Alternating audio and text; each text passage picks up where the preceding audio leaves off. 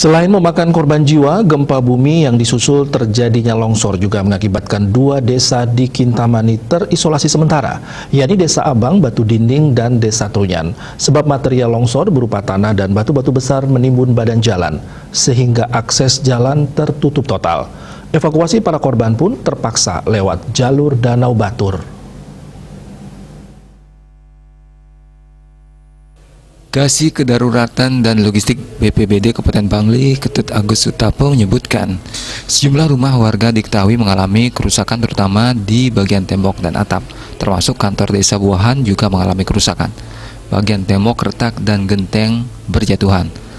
Selain menyebabkan kerusakan bangunan, gempa juga menyebabkan sejumlah titik longsor di Bukit Abang, tepatnya di jalur Desa Buahan menuju Desa Trunyan, Kintamani.